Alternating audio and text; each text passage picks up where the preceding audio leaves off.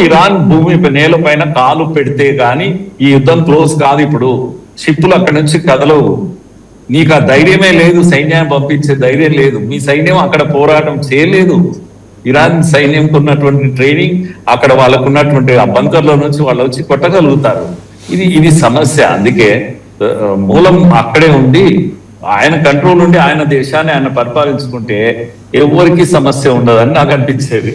Right, thank you professor Murali Manohar గారు, ప్రశాంత్ గారు, గఫూర్ గారు, యాజ్ వెల్ డాక్టర్ తులసి రెడ్డి గారు. మనం చూస్తున్నామంటే ప్రొఫెసర్ మురళీ మనోహర్ గారు కంక్లూడింగ్ రిమార్క్స్లో ఒక మాట చెప్పారు. ఇరాన్ క్షమాపణ చెప్పింది. ఇరాన్ క్షమాపణ చెప్పాల, ఇరాన్ ప్రెసిడెంట్ పెజెష్కియన్ క్షమాపణ చెప్పాడు. తెల్లారి పొద్దున ఆయనకి IRGC చీఫ్ నుంచి, వాహిదీ నుంచి థ్రెటనింగ్ కాల్ వచ్చింది. ఒళ్ళు దగ్గర పెట్టుకొని నోరు మూసుకొని కూర్చో, ఇక్కడ మేమేది చెబితే అది రాజ్యాంగం, మీరెవరూ మాట్లాడటానికి వీలేదు. నిజమే, అటువంటి మత ఛాందస్వాద భావజాలం బాగా కిక్కిరిసిన నేతలు ఉన్నప్పుడు అక్కడి నుంచి మనం ఏదో అద్భుతాలు ఎక్స్పెక్ట్ చేయడం అనవసరం. And as rightly said by professor Murali Manohar, Trump వెళ్ళి జలసంధి దగ్గర ఒక కుర్చీ వేసుకొని కూర్చొని ఇవన్నీ అడ్రస్ చేయాలి. అప్పుడే అక్కడ షిప్లు క్లియర్ అవుతాయి.